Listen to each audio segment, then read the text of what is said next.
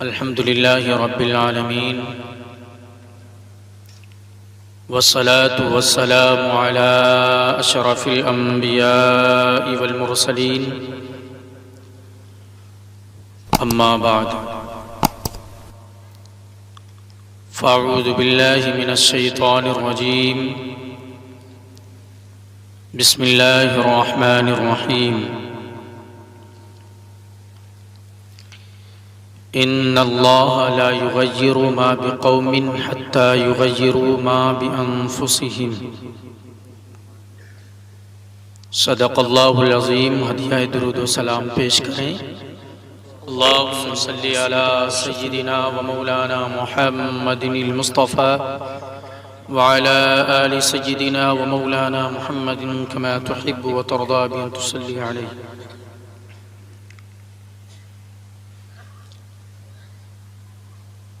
عزیزم حافظ و قاری شاہ رخ رضا صاحب نے ہم سے فرمایا تھا کہ 2-3 اشعار پڑھ دیں۔ ویسے وقت کی قلت دامن گیر نہیں گردن گیر ہے، اور بڑے اچھے انداز میں آپ لوگوں نے سن لیا۔ 2-3 اشعار ہمارے بھی سن لیں گے، آپ محبت سے بول دو سبحان اللہ سبحان اللہ، عنایت فرمائے۔ اور تقریباً یہ لہجہ ہماری نظروں سے 3-4 سال پہلے رخصت ہو چکا ہے۔ ایک بار اور درود پاک پڑھ کر سنائیں۔ اللہم صلی علی سیدنا و مولانا محمد المصطفى صلی اللہ تعالی علیہ وسلم۔ خاک کربل پر کبھی کعبہ بنا کر دیکھیے۔ جی سبحان اللہ سبحان اللہ، ایک بار بول لیں سبحان اللہ سبحان اللہ۔ خاک کربل پر کبھی کعبہ بنا کر دیکھیے۔ ارے ہمارے شاعر صاحب یہ بہت اچھی شاعری کرتے ہیں، بہت اچھی شاعری، اور آپ ان کے کلام، یہ خود اپنے کلام لکھتے ہیں۔ وہ والے فارملٹی والے شاعر نہیں جو آج کل اسٹیجز پہ چل رہے ہیں، وہ خود اپنا کلام لکھتے ہیں ماشاءاللہ، انتہائی خوبصورت کلام لکھتے ہیں۔ اور اس بندے کو ردیف اور قافیہ کے بھی بارے میں پتہ ہے۔ ہاں کچھ تو ایسے گھوم رہے کہ ردیف کچھ کہہ رہی ہے اور دوسرے مصرے میں ردیف کہیں اور اڑی پڑی ہے، مگر یہ ماشاءاللہ ایک پڑھا لکھا شاعر آپ کے روبرو ہے۔ میں توجہ چاہوں گا آپ کی۔ خاک کربل پر کبھی کعبہ بنا کر دیکھیے۔ خاک کربل پر کبھی کعبہ بنا کر دیکھیے۔ مثل فرزند علی گردن کٹا کر دیکھیے۔ مثل فرزند علی گردن کٹا کر دیکھیے۔ اور معادل صاحب خصوصی توجہ اور پہلے اسٹیج کی توجہ چاہیں گے شعر پر۔ کفر کی زمین بھی ہوتی ہے، کفر کے پہاڑ بھی ہوتے ہیں، اور کفر کے دریا بھی ہوتے ہیں، مگر ہر کفر کی زمین کو ایک میرے علی کا نام کافی ہے۔ ہر کفر کی زمین۔ شعر سنیں گے آپ، محبت سے بول دیں سبحان اللہ۔ کانپ جائیں گے زمین و آسمان، دشت و جبل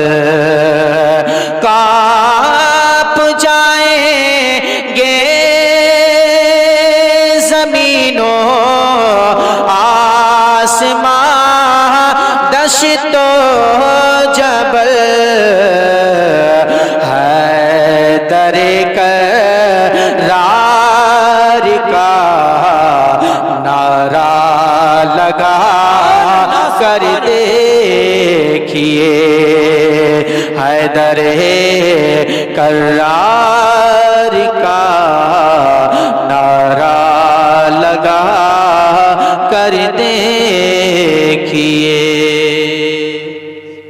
آقا کریم علیہ الصلوۃ والسلام کی یاد ایسی یاد ہے، ان کا ذکر ایک ایسا ذکر ہے کہ اگر سرکار کی یاد میں آنسو نکل آئے، واللہ العظیم بڑا قیمتی آنسو ہے، بہت قیمتی آنسو ہے۔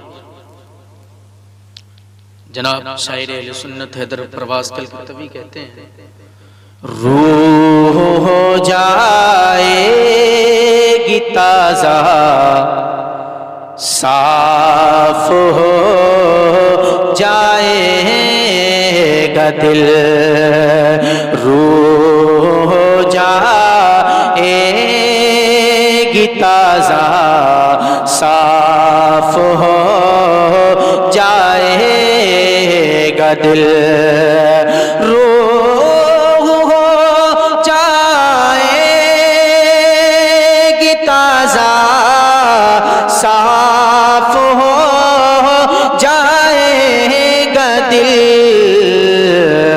یاد میں سرکار کی آنسو بہا کر دیکھیے، یاد میں سرکار کی آنسو بہا کر دیکھیے۔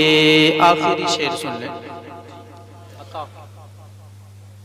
ایک صحابی ہیں، صحابیہ، اور وہ ام المومنین بھی ہیں، ہم سب کی ماں حضرت عائشہ صدیقہ بیان کرتی ہیں کہ میں سوئی سے کچھ سل رہی تھی، رات کا وقت تھا اور چراغ گل ہو گیا، بجھ گیا اور سوئی گر گئی، کافی ڈھونڈا پر اندھیرے کی وجہ سے، تاریکی کی وجہ سے سوئی مل نہ سکی۔ ہم سب کے پیغمبر صلی اللہ علیہ وسلم تشریف لائے، فرمایا عائشہ کیا تلاش کر رہی ہو؟ عرض کرتی ہیں یا رسول اللہ سوئی گر گئی ہے، میں کچھ سل رہی تھی۔ نبی کریم نے اتنا سنا نا، پیغمبر اسلام مسکرائے، جو مسکرائے حضرت عائشہ کہتی ہیں آقا کریم کے دندانوں کے درمیان سے ایسا نور ظاہر ہوا جس کے سبب سے میں نے سوئی کو پا لیا۔ سبحان اللہ۔ کیا حسن مصطفیٰ ہے۔ ایک صحابی ہیں، وہ بیان کرتے ہیں کہ میں آسمان کے چاند کو دیکھتا تھا، 14ویں رات کا چاند بڑا چمک رہا تھا، ایک مرتبہ میں آسمان کے چاند کو دیکھتا، دوسری مرتبہ آمینہ کے چاند کو دیکھتا، بالآخر میرا دل یہ فیصلہ کرنے پر مجبور ہو گیا آسمان کے چاند سے حسین چہرہ میرے مصطفیٰ کا چہرہ ہے۔ سبحان اللہ، سبحان سبحان اللہ۔ اب شعر سمجھ لیں، سن لیں آپ، 2 حدیثیں سن لیں، اب بس آخری شعر۔ آسماں کا چاند بھی اتنا درخشندہ نہیں۔ سبحان اللہ۔ درخشندہ بولتے ہیں چمکنے والے کو۔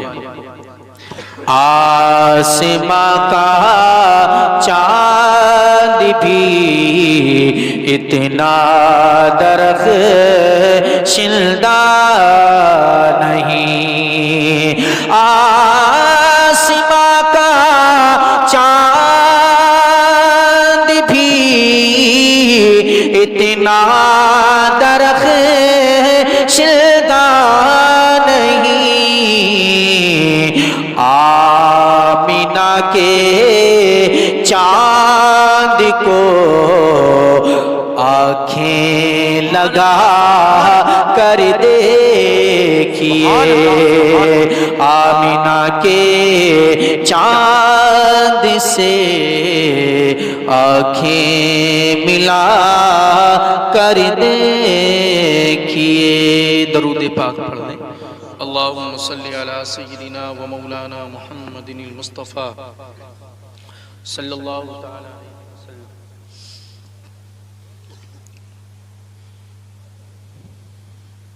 مسلمانوں، آپ کو اپنے حالات کا پتہ ہے کچھ؟ آپ کی استھتی کیا ہے؟ آپ کا پریزنٹ کیا ہے؟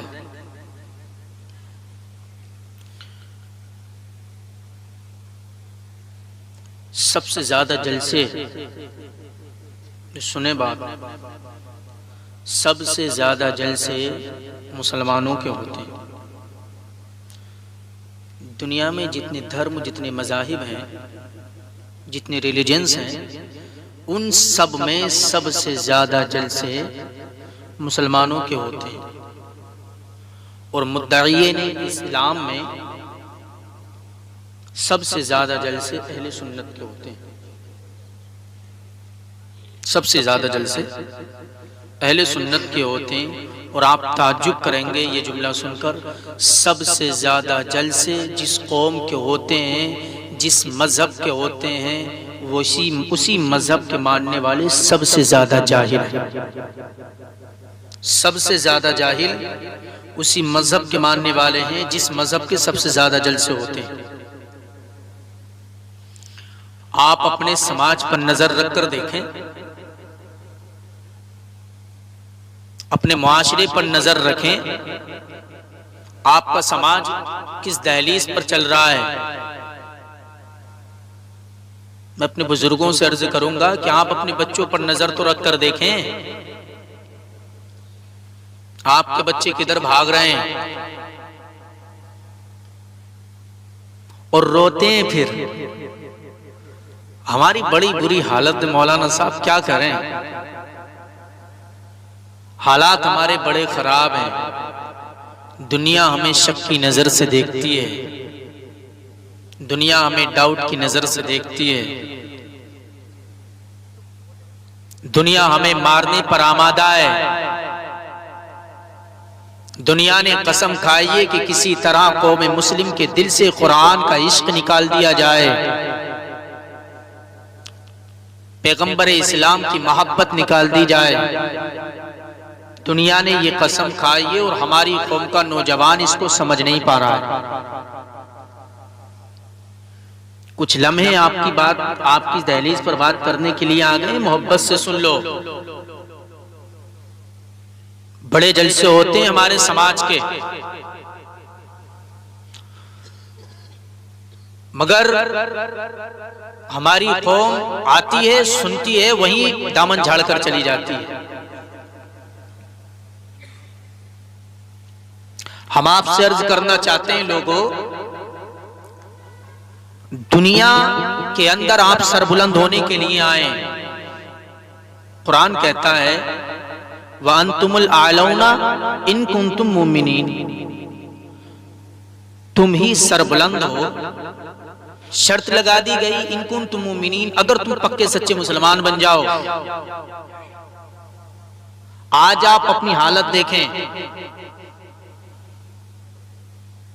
دنیا آپ کا دشمن ہے، سارا زمانہ آپ کا دشمن ہے، اور آج بھی ہماری قوم کا نوجوان ڈی جے کے آگے سرکتا ہے۔ جس قوم کی حالت ایسی ہو کہ صاحب مچھر کا خون بھی مہنگا ہے، بہتے دریا کا پانی بھی مہنگا ہے، صاحب آپ کے خون اتنا سستا ہو چکا ہے، پھر بھی ہماری قوم کا نوجوان ڈی جے کے آگے سرکتا ہے۔ کچھ درد دل ہے جو آپ کو سنانے کی کوشش کریں گے۔ یہی وجہ ہے، اسی بدعملی کا نتیجہ ہے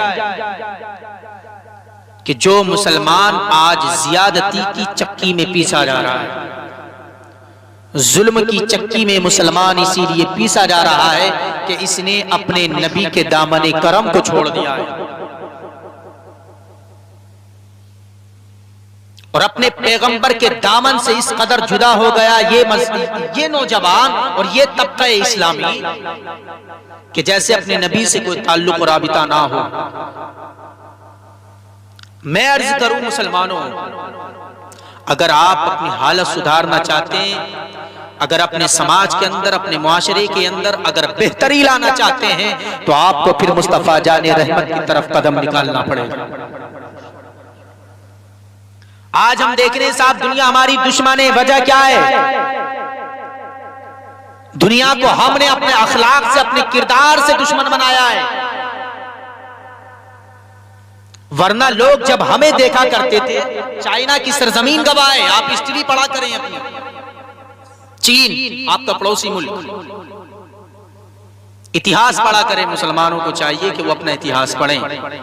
چین کی سرزمین پر کچھ مسلمانوں کو جیل میں قید کر دیا گیا تھا۔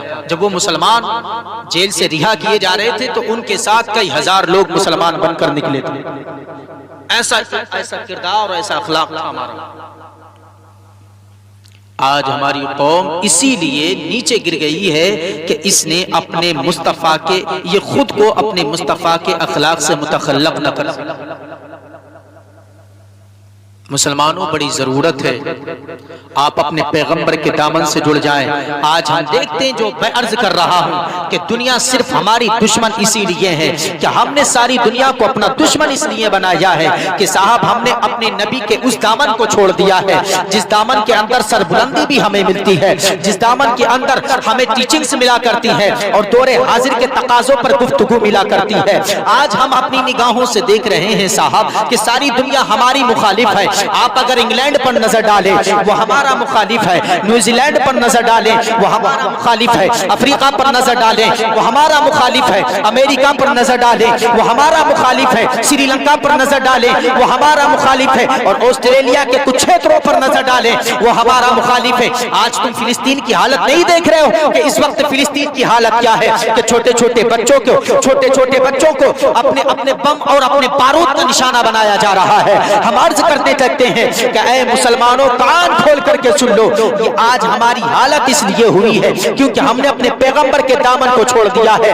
واللہ العظیم جب اس قوم نے اپنے نبی کے دامن کو پکڑ لیا تھا، اس قوم کو ہم نے دیکھا تھا کہ صرف 313 کی تعداد میں 1000 کی تعداد کو پیچھے ہٹنے پر مجبور کر دیا تھا۔ جب اس قوم کے ہاتھ میں آقا کریم کا دامن تھا تو ہم نے جنگ یرموک میں دیکھا تھا کہ صرف 60 لوگوں نے 60,000 کفار کو پیچھے ہٹنے پر مجبور کر دیا تھا۔ میں عرض کرنے لگا ہوں اے مسلمانوں، اگر آج بھی ہمارا مسلمان اپنے نبی کے دامن سے جڑ جائے، اپنے پیغمبر کے دامن سے جڑ جائے، یعنی اس کا اٹھنا بیٹھنا مصطفیٰ بولے، اس کا سننا مصطفیٰ بولے، اس کا کھانا پینا مصطفیٰ بولے، اس کا دیکھنا سننا مصطفیٰ بولے، رب کعبہ کی قسم جس دن مسلمان ایسا ہو گیا تو ساری دنیا کے غنڈوں سے کہے گا، اے دنیا کے غنڈوں کان کھول کر کے سن لو، حق کے شیدائی ہے، باطل کو کچل ڈالیں گے، ظلمت دور بھی آیا پیروں سے مسل ڈالیں گے۔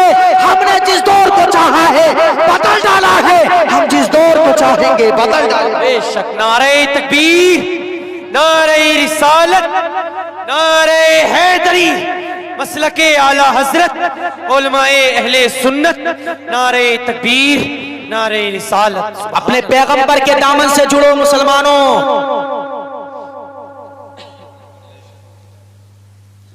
اگر پیغمبر کے دامن سے جڑ گئے واللہ العظیم دنیا کے اندر ایسی طاقت نہیں ہے کہ تمہیں صفحہ ہستی سے مٹا سکے۔ تم جانتے ہو تمہارے پیغمبر میں کتنی طاقت ہے؟ اپنے چھیتر کے سب سے بڑے پہلوان کون مانے جاتے ہیں؟ دلشاد جی سبھی جانتے ہیں، ہم نے بھی سن رکھا ان کے بارے میں، سب سے بڑے پہلوان ہیں۔ سب سے بڑے پہلوان جو آپ کے چھیتر کے ہیں، آپ ان سے کہیں کہ آپ انگلی کے اشارے سے کاغذ کے 2 ٹکڑے کر کر دکھائیں۔ کس سے؟ انگلی کے اشارے سے کاغذ کے 2 ٹکڑے کر کر دکھائیں۔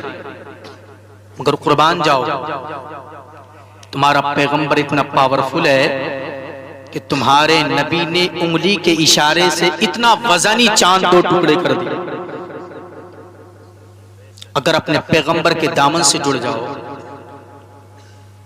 سربلندیاں تمہارا مقدر ہیں۔ آج اپنی قوم پر نظر تو ڈالیں آپ کے بچوں کا تعلق مدارس سے چھوٹ گیا، اسکول آپ کے بچوں نے چھوڑ دیے، کالجز آپ کے بچوں نے چھوڑ دیے۔ ایک سروے کے مطابق اگر ہماری مسلم قوم میں 100 بچوں نے ایڈمیشن لیا نرسری میں، ہائی اسکول تک پہنچنے تک نہ پتہ کتنے رہتے ہیں مسلمان، صرف 10 سے 12% مسلمانوں کے بچے رہتے ہیں۔ ہے نہیں علمیہ؟ یہ علمیہ ہے۔ ہم نے شروع میں ہی کہا تھا آج ہم روایت سے ہٹ کے تقریر کریں گے۔ ہم آپ سے ہاتھ جوڑ کر کے عرض کرتے ہیں مسلمانوں، اپنے مستقبل پر رحم کھاؤ، اپنے آنے والے کل پر رحم کھاؤ۔ یاد رکھیں جس قوم کی تقدیر میں آج نہیں ہوتا نا، اس قوم کی تقدیر میں کل بھی نہیں ہوتا ہے۔ وہ قوم نہیں لائق ہنگامہ فردا جس قوم کی تقدیر میں امروز نہیں ہے۔ اپنے انداز سدھارو، اپنی مساجد کا خیال رکھو، مسجدوں کو آباد کرو مسلمانوں، اور اپنے اخلاق اچھے کرو، اپنے کردار اچھے کرو۔ آپ نے اگر اپنے اخلاق اچھے کر لیے تو کسی گنڈے سے دبنے کی ضرورت نہیں ہے، ڈرنے کی ضرورت نہیں ہے۔ ایسے طوفان ہمارے اسلام نے بہت دیکھے، ایسی تیز آندھیاں ہمارے اسلام نے بہت دیکھی ہیں۔ فرعون آندھی نہیں بڑا طوفان تھا، نمرود آندھی نہیں بڑا طوفان تھا، شداد آندھی نہیں بڑا طوفان تھا۔ میرے اسلام نے فرعون کا بھی سامنا کیا ہے، میرے اسلام نے قارون کا بھی سامنا کیا ہے، میرے اسلام نے شداد کا بھی سامنا کیا ہے۔ ایک بہت بڑا آتنکوادی گنڈا جو سعودی عربیہ کے اندر تھا، جو اس وقت مکہ مکرمہ کے اندر تھا، جس کو دنیا ابو جہل کے نام سے جانتی ہے، ہمارے اسلام نے اس گنڈے کا بھی سامنا کیا ہے۔ میں عرض یہ کرنے لگا ہوں اے مسلمانوں، آپ اگر اپنا اخلاق سدھاریں، آپ اگر اپنا کردار سدھاریں، واللہ العظیم آپ کا اخلاق دیکھ کر، آپ کا کردار دیکھ کر دوسرے لوگ یہی کہیں گے کہ یار جب غلام کا اخلاق ایسا ہے تو اس کے امام کا اخلاق کیسا ہے۔ بے شک، سبحان اللہ سبحان اللہ۔ آپ اپنا اخلاق سدھاریں۔ دیکھیں آپ ان پڑھ ویکتی جو ہوتے ہیں نا، جو جہالا ہوتے ہیں، جو ہمارے نبی کو پڑھ نہیں پاتے، وہ ہمارے مصطفیٰ کی شان میں تنقیص کر رہے ہیں، ان کی شان میں انگلیاں اٹھا رہے ہیں۔ مگر ہم دور حاضر کے تقاضوں کو مد نظر رکھتے ہوئے کچھ لمحے آپ کی خدمت کرنا چاہتے ہیں۔ اور ذرا دیکھیں آپ کے پیغمبر کی شان فی الوقت بتانا بڑا ضروری ہے، اس لیے کہ کوئی کہیں سے گنڈا اٹھتا ہے وہ پیغمبر کی شان پر انگلی اٹھاتا ہے، مگر پتہ کیا چلتا ہے کہ صاحب بدلنے چلا تھا کسی چیز کو، بدل کچھ چھوڑ گیا ہے، کسی چیز کو بدلنے کے لیے گیا تھا لیکن چینج خود ہو گیا ہے۔ اب ذرا دیکھیں ہمارے نبی کی شان کیا ہے، اور دور حاضر کے تقاضوں کو سمجھنے کے لیے میں عرض کرتا چلوں مسلمانوں، پیغمبر اسلام کی شان ہمارے ہیں، غیروں نے بھی بیان کی ہے۔ ذرا محبت سے بولے سبحان اللہ۔ شفا شریف سنن دارمی کی بڑی پیاری حدیث پاک، ان ابی ذر قال قلت یا رسول اللہ صلی اللہ تعالی علیہ وسلم کیف علمت انک نبی حتی استيقنت فقال یا ابا ذر آتانی ملکان وانا ببعض بطحاء مکہ فوقع احدهما على الارض فقال احدهما لصاحبه اهو قال نعم قال فزنه برجل فوزنت به فوزنت ثم قال زنه بعشرة فوزنت بهم فرجحتهم ثم قال زنه بمئة فوزنت بهم فرجحتهم كأني انظر اليهم ينتصرون علي من خفة الميزان قال فقال احدهما لصاحبه لو وزنته بامتي لرجحها۔ ذرا اپنے نبی کی حدیث کے نام پر بولیے سبحان اللہ۔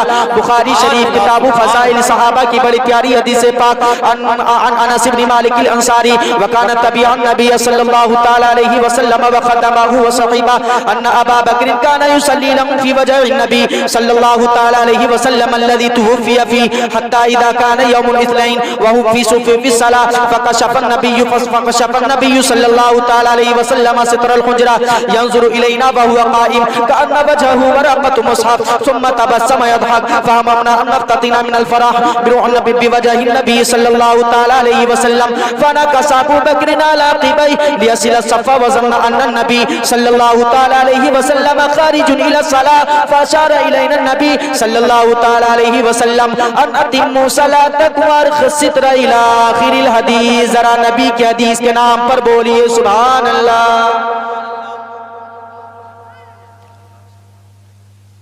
ان دو حدیثوں کے ترجمہ کرنے سے قبل ایک بات میں آپ کی سماعت کی دہلیز پر رکھ دوں اور بس بات ختم کر رہے ہیں۔ ہمارا خصوصی خطیب آپ کا بھی منتظر اور آپ بھی منتظر ہیں۔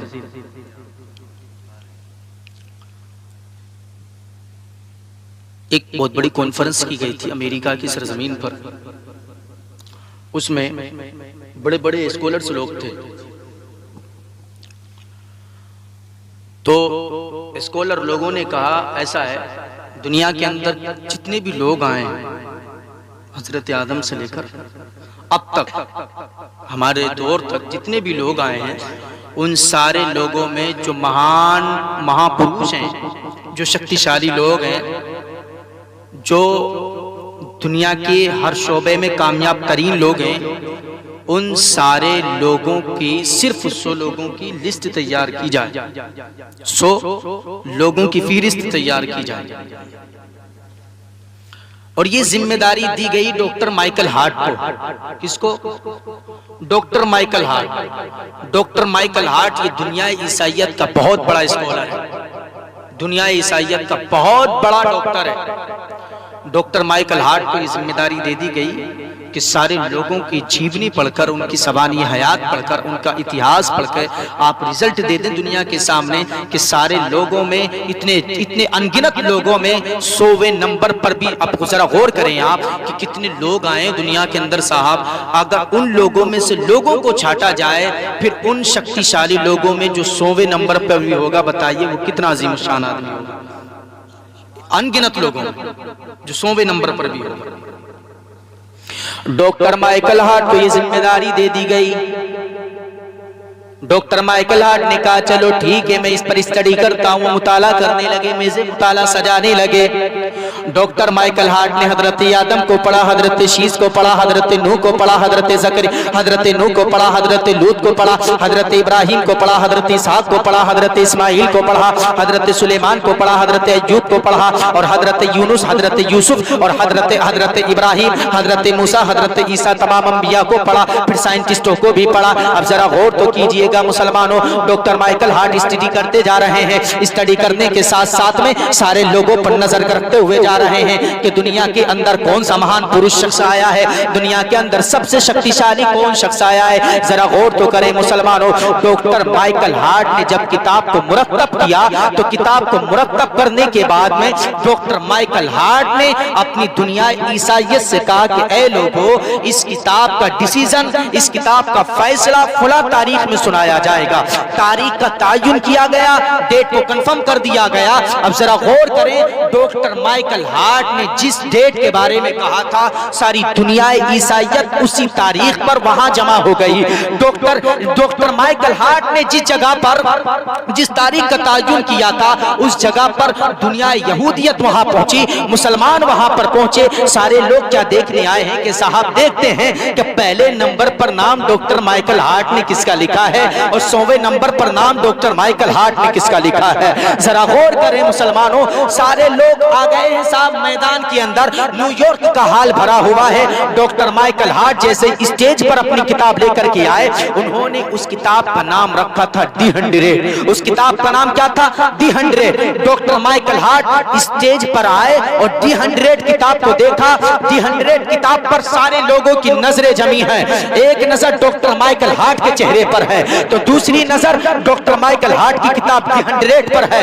دنیا عیسائیت یہ سمجھ رہی تھی کہ پہلے نمبر پر نام ڈاکٹر مائیکل ہارٹ حضرت عیسیٰ کا لکھیں گے، اس لیے کہ ڈاکٹر مائیکل ہارٹ دوسرے مذہب سے تعلق نہیں رکھتے ہیں بلکہ عیسائی مذہب سے تعلق رکھتے ہیں، اس لیے ڈاکٹر مائیکل ہارٹ پہلے نمبر پر نام حضرت عیسیٰ علیہ السلام کا لکھیں گے۔ ذرا غور کریں مسلمانوں، ڈاکٹر مائیکل ہارٹ اسٹیج پر چڑھنے کے بعد میں بیان دیتے ہیں اور کہتے ہیں اے لوگوں، تم میرے فیصلے سے چوک جاؤ گے، اس لیے کہ تمہاری امیدیں دوسری ہیں، لیکن میں نے جو یہ اسٹڈی کی ہے یہ حقیقت کی بنیاد پر نہیں، یہ حقیقت کی بنیاد پر کی ہے، یہ ریئلٹی کی بنیاد پر کی ہے۔ ڈاکٹر مائیکل ہارٹ کے چہرے کو دنیا عیسائیت تک رہی تھی۔ ڈاکٹر مائیکل ہارٹ نے کہا اے لوگوں کان کھول کر کے سن لو، ان سارے لوگوں میں جو میں نے پہلے نمبر پر نام لکھا ہے وہ کسی اور ذات گرامی کا نام نہیں ہے، مسلمانوں کے نبی جناب محمد کا نام میں نے سب سے پہلے لکھا ہے۔ ڈاکٹر مائیکل ہارٹ نے جیسے ہی یہ ڈیسیژن سنایا،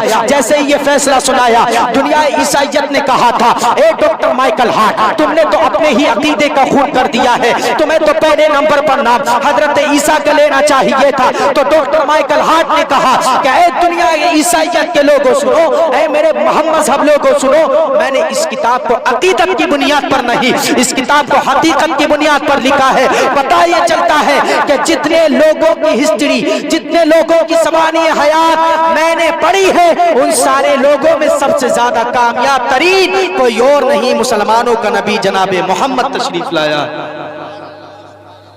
یہ غیروں کی زبان ہے۔ سبحان اللہ۔ آج اسی پیغمبر سے، جس پیغمبر کی ثنا شائی کے بارے میں دنیا کو بتایا جائے اور دوسرے بتائیں، دوسرے پہچانے پیغمبر اسلام کو، بس وقت کی قلت دامن گیر نہیں گردن گیر ہے۔ میں آپ سے یہ عرض کرنے لگا ہوں کہ اے لوگوں، بس آخری بات ہے، اور میں یہ عرض کرتا چلوں کہ اے لوگوں، آج کل جو آپ کے پیغمبر کے بارے میں باتیں بنائی جاتی ہے، آپ ان کو یہ پیغام دیا کریں میرے بھائی، جو سوشل میڈیا پر یا میڈیا کے ذریعے جو دکھایا جاتا ہمارے نبی کے بارے میں، وہ سب غلط اور باطل ہے۔ ہمارے نبی کا اخلاق تو واللہ العظیم ایسا تھا، اخلاق تھا کہ غیر بھی دیکھا کرتے تھے تو اس کو اپنا کہا کرتے تھے۔ آقا کریم ہمارے نبی کے ایسے اخلاق تھے کہ اگر غیر بھی ان کے چہرے کو دیکھتا تھا تو تکتا رہتا تھا، اور ان کے اخلاق کو سمجھنے کے بعد ساری دنیا سے کہا کرتا تھا کہ ساری دنیا جھوٹ بول سکتی ہے لیکن اس عظیم الشان چہرے والا یہ کبھی جھوٹا نہیں ہو سکتا۔ بس اپنی تقریر کو میں سمیٹ رہا ہوں، اور ذرا دیکھیں آج جو دنیا ہمارے پیغمبر کی شان پر انگلی اٹھا رہی ہے، آپ ذرا دیکھیں، ایک بچہ ہے پیغمبر اسلام کے دور میں، نبی کریم علیہ السلام کے اعلان نبوت کا ابتدائی دور ہے، نبی اسلام کا ابتدائی دور ہے، آقا کریم علیہ السلام نے اعلان نبوت فرمایا ہے۔ ذرا غور کریں مسلمانوں، ایک بچہ ہے، اس کے باپ کا انتقال ہو گیا، یہ بچہ انتہائی غریب بچہ ہے، اتنا غریب بچہ ہے، باپ کا تو انتقال ہو گیا، ماں ہے اور وہ خود بچہ اپنے گھر میں رہتا ہے، اور اتنا غریب ہے یہ بچہ کہ اس کی ماں کی سر کی اوڑھنی پھٹ رہی تھی، آپ کی لینگویج میں کہہ لیں اس کی ماں کا سر کا دوپٹہ پھٹ رہا تھا۔ ماں کے سر کے دوپٹے کو دیکھ کر کے بیٹے نے کہا اے میری ماں، تیری سر کی اوڑھنی مجھ سے دیکھی نہیں جا رہی ہے، میں بستی والوں سے جا کر کے سوال کرتا ہوں، شاید وہ تیری مدد کر سکیں، ہماری مدد کر سکیں۔ ماں نے بیٹے کو اجازت دے دی۔ اب یہ بچہ اپنی ماں سے اجازت لے کر بستی والوں کے پاس پہنچتا ہے، بستی والوں سے جا کر کے کہتا اے میری بستی والوں، میرے باپ کا انتقال ہو گیا ہے، ہم انتہائی غریب ہیں، میری ماں کی سر کی اوڑھنی پھٹ رہی ہے، فلہذا اے بستی والوں تم میری مدد کر دو۔ بستی والوں نے انکار کر دیا، کسی نے مدد نہیں کی۔ اب یہ بچہ بستی والوں سے نکل کر خاص اپنے خاندان کی طرف رخ کرتا ہے، اپنے خاندان والوں سے جا کر کے کہتا ہے اے میرے خاندان والوں، تم تو میرے حالات سے باخبر ہو، تم تو جانتے ہو میری حالت کیا ہے، میں انتہائی غریب ہوں، میرے ماں کی سر کی اوڑھنی پھٹ رہی ہے، اے میرے خاندان والوں تم میری مدد کر دو۔ لیکن خاندان والوں نے بھی ساتھ نہیں دیا۔ اب یہ بچہ ادھر سے روتا ہوا راستے میں جا رہا تھا، بچے کی آنکھوں میں آنسو تھے، اچانک میں کوئی مسلمان بزرگ مل گئے، کہا بیٹا رو کیوں رہے ہو؟ بچے نے کہا چچا جان رونا اس بات کا ہے، میرے باپ کا انتقال ہو گیا ہے، اب ہمیں مدد کی ضرورت ہے، بستی والوں نے میری مدد نہیں کی، بستی والوں کی چھوڑیں، میرے خاندان والوں نے میری مدد نہیں کی، چچا جان رونا اس بات کا ہے۔ چچا نے کہا بیٹا رونے کی ضرورت نہیں ہے، میں تمہیں ایسے شخص کا ایڈریس دیے دیتا ہوں جہاں پر خاندان والوں کی محبتیں دم توڑ جاتی ہوں، وہاں سے اس کی محبت کی ابتدا ہوا کرتی ہے۔ چچا سے فوراً بچے نے کہا اے چچا جان مجھے فوراً اس شخص کا ایڈریس دیں، تو چچا نے کہا بیٹا اگر تمہیں مدد درکار ہے تو جاؤ صحن حرم میں چلے جاؤ، وہاں پر تمہیں محمد بن عبداللہ نام کے شخص ملیں گے، وہ تمہاری بے لوث مدد کر دیں گے، بے غرض مدد کر دیں گے، آپ کی لینگویج میں کہیں بے لالچ مدد کر دیں گے۔ ذرا غور کریں، جیسے ہی بچے نے اتنا سنا فوراً اچھلنے لگا خوشیوں میں۔ بچے سے چچا نے کہا بیٹا سنو ایک بات ضرور یاد رکھنا، تمہارا مذہب یہودیت ہے اور ان کا مذہب اسلام ہے، تو دونوں مذاہب کے درمیان تفریق فرق ہے، اے بیٹا یاد رکھو ان کا مذہب دوسرا ہے، تمہارا مذہب دوسرا ہے۔ بچے نے جیسے ہی اتنا سنا، اب بچہ اپنی ماں کی طرف اجازت لینے کے لیے بڑھتا ہے، بچے کی آنکھوں میں آنسو بھی ہیں، لبوں پر مسکراہٹ بھی ہے۔ ماں نے بچے کے چہرے کو دیکھا، ماجرا پہچان نہ سکی، ماں نے کہا بیٹا آخر ماجرا کیا ہے بتاؤ تو صحیح، آنکھوں میں آنسو بھی ہیں، لبوں پر مسکراہٹ بھی ہے۔ بچے نے کہا میری ماں آنکھوں میں آنسو اس لیے ہیں کہ خاندان والوں نے میرا ساتھ نہیں دیا، بستی والوں نے ساتھ نہیں دیا، سارے ہم مذاہب کی محبتوں نے دم दम तोड़ दिया है। माँ ने कहा बेटा फिर लबों पर मुस्कुराहट क्यों है? बच्चे ने कहा ए मेरी माँ, लबों पर मुस्कुराहट इसलिए है कि मुझसे किसी शख्स ने मोहम्मद बिन अब्दुल्ला का एड्रेस दिया है और उसके बारे में ये बताया गया है कि उसके यहाँ से कोई खाली दामन नहीं लौटा करता। जैसे ही बुजुर्ग महिला ने इतना सुना, नबी का नाम सुना, फौरन कहा ए बेटा मैं तुम्हें मोहम्मद के पास जाने नहीं दूंगी। जरा तवज्जो से सुने और यहाँ पर हमारे जो जहां तक भी गैर मुस्लिम भाई सुन रहे हो इस पैगाम को कान खोल करके सुने। बच्चे से फौरन माने का ए बेटा मैं तुम्हें मोहम्मद के पास जाने नहीं दूंगी, इसलिए कि मोहम्मद का मजहब दूसरा है, हमारा मजहब दूसरा है। बच्चा बार बार इसरार करता रहा। इसी इसरार और इनकार की कश्मकश में आखिरकार बच्चे को माँ ने इजाजत दे दी, लेकिन साथ में ये भी कहा ए बेटा इतना जरूर याद रखना, चादर तुम्हें मोहम्मद दे या ना दे लेकिन उनका मजहब कबूल करके वापस नहीं आना है। जरा मोहब्बत से बोलो सुभान अल्लाह। उनका मजहब कबूल करके वापस नहीं आना है। बच्चा उछलता कूदता हुआ सहने हरम की तरफ बढ़ता है। आका करीम अलैहिस्सलातु वस्सलाम की बारगाह में जाकर के क्या देखता है कि पैगंबर इस्लाम अंजुमन सहाबा में तशरीफ फरमा है। आका करीम अलैहिस्सलातु वस्सलाम के हसीन चेहरे को देखकर बच्चा दीवाना हो गया। डायरेक्टली बच्चे ने जाकर के कहा ए मोहम्मद बिन अब्दुल्ला मैं तुम्हारा मजहब कबूल नहीं करूंगा। जरा गौर करें लफ्जों पर, बच्चे ने डायरेक्टली जाकर के कहा ए मोहम्मद बिन अब्दुल्ला मैं तुम्हारा मजहब कबूल नहीं करूंगा। पैगंबर इस्लाम ने इरशाद फरमाया बच्चे को करीब किया जाए। बच्चे को करीब किया गया। नबी करीम ने फरमाया बच्चे बताओ तो सही आखिर क्या प्रॉब्लम लेकर के आए हो, क्या फिक्र लेकर के आए हो? बच्चे ने कहा ए मोहम्मद मैं तुम्हारा मजहब कबूल नहीं करूंगा। यहाँ तक के बच्चे ने 3 मरतबा कहा ए मोहम्मद मैं तुम्हारा मजहब कबूल नहीं करूंगा। आका करीम ने कहा बच्चे बताओ तो सही आखिर क्या फिक्र लेकर के आए हो? बच्चे की आंखों में फिर मजीद आंसू आने लगे। बच्चा रो करके अर्ज करने लगा ए मोहम्मद अरबी मेरे बाप का इंतकाल हो गया है, मेरे माँ की सर की ओर नहीं फटने लगी है, खानदान वालों की मोहब्बतें दम तोड़ चुकी हैं, मेरे हम मजहब लोगों की मोहब्बतें दम तोड़ चुकी हैं। ए मोहम्मद अरबी मैं सिर्फ अपनी माँ की चादर के वास्ते तुम्हारी बारगाह में आया हूँ। आका करीम को किसी ने तोहफे में नई चादर दी थी। पैगंबर इस्लाम ने उसी चादर को उस बच्चे के हाथों में थमाते हुए फरमाया ए बेटा जाओ इस चादर को अपनी माँ के सर का साईबा बना दो। अब ये बच्चा अपनी माँ की तरफ पड़ता है। माँ ने जैसे ही बच्चे के हाथों में चादर को देखा, माँ ने फौरन देख करके कहा ए बेटा ये बताओ तुमने मोहम्मद का मजहब तो कबूल नहीं किया है? बच्चे ने कहा नहीं नहीं माँ मैंने डायरेक्टली जा करके कहा था ए मोहम्मद मैं तुम्हारा मजहब कबूल नहीं करूंगा। माँ ने कहा बेटा क्या तुम्हें फिर भी मोहम्मद ने चादर दे दी है? ए मेरे गैर मुस्लिम भाई जो इस पैगाम को कान खोल करके सुनो, माँ कहती है कि बेटा तुमने मजहब कबूल नहीं किया और डायरेक्टली जाकर के कहा मैं मजहब कबूल नहीं करूंगा, फिर भी तुम्हें मोहम्मद ने चादर दे दी है। माँ से बच्चे ने कहा हाँ हाँ माँ मुझे मोहम्मद ने फिर भी चादर अता कर दी है। अब माँ ने बच्चे के हाथ से चादर को लिया, अपने सर का साइबा बनाया, बच्चे की उंगली को पकड़ा और चली है सहने हरम की तरफ। आका करीम की बारगाह में पहुंच करके अर्ज करती है या रसूल अल्लाह गुस्ताखी माफ कीजिए, कलमा पढ़ाइए, कलमा पढ़ा करके दाखिल इस्लाम कर लीजिए, इसलिए कि दुनिया झूठ बोलती है जो तुम्हें झूठा कहती है, दुनिया दगाबाजी करती है जो तुम्हें झूठा कहती है, दुनिया हमारे साथ फरेब से काम ले रही है जो तुम्हें झूठा कहती है। या रसूल अल्लाह तेरा अखलाक बताता है कि तेरा मजहब भी सच्चा होगा।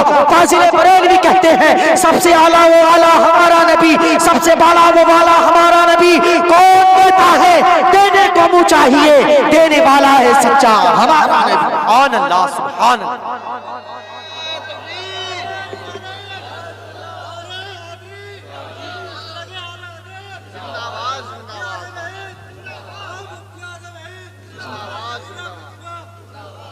बताओ यहाँ पर किसकी गर्दन पर तलवार चलाई गई है? आज इस्लाम की छवि को बदनाम करने की कोशिश होती है। हमारा मजहब इसी तरीके से फैलाया गया। वक्त की किल्लत है ये समझ लें आप, वरना मैं इंशाल्लाह कुछ और बोलने की कोशिश भी करता और फिर जब वक्त ज़्यादा होता है तो फिर आदमी कुशादा ज़हनी से भी बोलता है। चलिए इंशाल्लाह उल अज़ीज़ कभी और मुलाकात होगी तो इंशाअल्लाह उल अज़ीज़ आपसे ज़रूर हम कलाम होंगे। रब क़दीर से दुआ कि मेरे बोलने में कम इल्म होने की बुनियाद पर जो अगलात सरज़द हो गए हों अल्लाह पाक उनको मुआफ़ फरमाए। कलमा शरीफ का जिक्र करें ला इलाहा इल्लल्लाहु मुहम्मदुर रसूलुल्लाह अस्तग़फिरुल्लाह रब्बी मिन कुल्लि ज़ंबि व अतूबु इलैहि। वस्सलामु अलैकुम व रहमतुल्लाह।